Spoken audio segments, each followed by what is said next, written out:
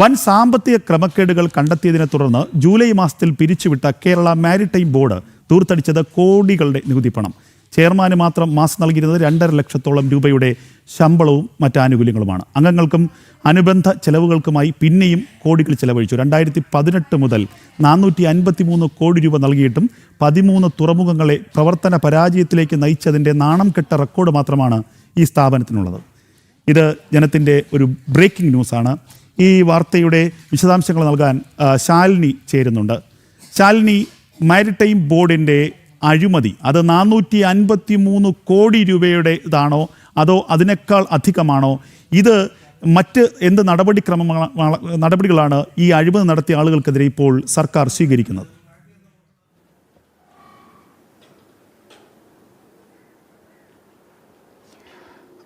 രഞ്ജിത്തമ്പാടി എന്തായാലും സൂചിപ്പിച്ചതുപോലെ തന്നെ ഒരു വെള്ളാനയായി മാറുന്ന ഒരു സർക്കാർ സംവിധാനത്തെയാണ് കഴിഞ്ഞ കുറച്ച് നാളുകൾക്കുള്ളിൽ നമ്മൾ കണ്ടത്. കഴിഞ്ഞ 2018 മാരിടൈം ബോർഡ് സംസ്ഥാന സർക്കാർ കൊണ്ടുവരുന്നത്. സംസ്ഥാനത്തെ ചെറുകിട തുറമുഖങ്ങളുടെ നവീകരണങ്ങൾ, ഒപ്പം തന്നെ തുറമുഖങ്ങളുടെ സുഗമമായ പ്രവർത്തനങ്ങൾ, വികസന പദ്ധതികൾ അവിടേക്ക് എത്തിക്കുക എന്ന ലക്ഷ്യത്തോടു കൂടിയായിരുന്നു. പക്ഷേ 2026 ജൂലൈ മാസം അത് പൂർണ്ണമായും പിരിച്ചുവിടുന്ന സാഹചര്യത്തിലേക്ക് കാര്യങ്ങളെത്തി.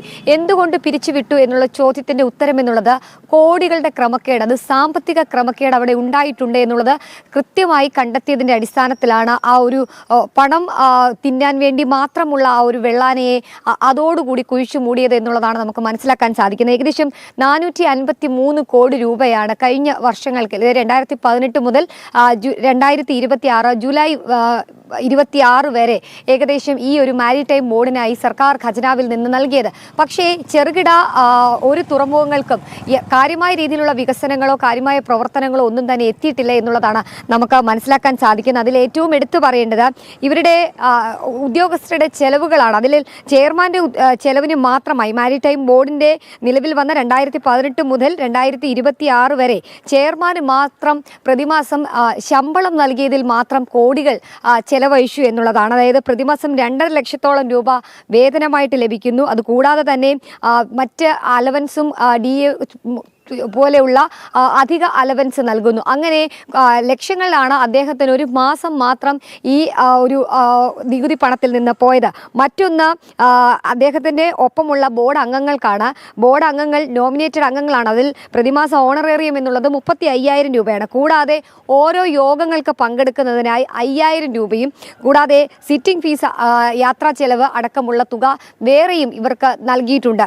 അങ്ങനെ വർഷം തിരിച്ചുള്ള കണക്കുകൾ പരിശോധിക്കുകയാണെങ്കിൽ കോടികളാണ് ആ ഇനത്തിൽ മാത്രം പോയത് എന്നുള്ളതാണ്. കാരണം സംസ്ഥാനത്തെ ചെറുകിട തുറമുഖങ്ങൾ നമുക്കറിയാം. ഏകദേശം 17ഓളം ചെറുകിട തുറമുഖങ്ങൾ സംസ്ഥാനത്തുണ്ട്. അതിൽ 13 തുറമുഖങ്ങളും പ്രവർത്തനക്ഷമമല്ല എന്നുള്ളതാണ് ഇതുമായി ബന്ധപ്പെട്ട് നമുക്ക് മനസ്സിലാക്കാൻ സാധിക്കുന്നത്. അതിൽ 17 തുറമുഖങ്ങൾ പരിശോധിക്കുകയാണെങ്കിൽ വലിയതുറ, വിഴിഞ്ഞം, കൊല്ലം, നീണ്ടകര, കായംകുളം, ആലപ്പുഴ, കൊടുങ്ങല്ലൂർ, പൊന്നാനി, ബേപ്പൂർ, കോഴിക്കോട് ഉൾപ്പെടെ അഴീക്കൽ, കാസർഗോഡ്, മഞ്ചേശ്വരം, നീലേശ്വരം ഉൾപ്പെടെയുള്ള ഈ ചെറുകിട തുറമുഖങ്ങൾ, ആ തുറമുഖങ്ങളുടെ വികസനം ഈ ബോർഡിനെ ചുമതലപ്പെടുത്തിയിരുന്നു. പക്ഷേ 76% തുറമുഖങ്ങൾ പോലും 13 തുറമുഖങ്ങളിൽ 76% പോലും വികസനം പോലും എത്തിയിട്ടില്ല എന്നുള്ളതാണ്. പിന്നെ എന്തിനാണ് ഇത്രയധികം കോടി രൂപ ചെലവഴിച്ച് ഇങ്ങനെ ഒരു മാരിടൈം ബോർഡും അതുമായി ബന്ധപ്പെട്ട അനുബന്ധ സ്ഥാപനങ്ങളും ഉദ്യോഗസ്ഥരും ചെയർമാനും ഒക്കെ പ്രവർത്തിച്ചത് എന്നുള്ളൊരു ചോദ്യമാണ് ഈ ഘട്ടത്തിൽ ഉയരുന്നത്. അത് മാത്രമല്ല, CAG കണ്ടെത്തിയ ക്രമക്കേടുകളടക്കം ഒരു ഭാഗത്ത് നിലനിൽക്കുന്നുണ്ട്.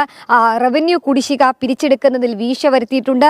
ബജറ്റ് വിഹിതമില്ലാത്ത ചെലവുകൾ, ഫണ്ടുകളുടെ വകമാറ്റൽ, ഫണ്ട് കൃത്യമായി വിനിയോഗിക്കാതിരിക്കൽ എന്നിവ കൺട്രോളർ ആൻഡ് ഓഡിറ്റ് ജനറൽ കണ്ടെത്തിയതാണ്. ഇതടക്കം ഉള്ള കാര്യങ്ങൾ പുറത്തു വന്നതിൻ്റെ പശ്ചാത്തലത്തിൽ കൂടിയാണ് ഈ ബോർഡ് പിരിച്ചുവിടുന്നത്. അത് മാത്രമല്ല, 2022-23 മുതൽ 24-25 വരെയുള്ള വാർഷിക ഭരണ റിപ്പോർട്ടുകൾ നിയമസഭയിലടക്കം എത്തിയതാണ്.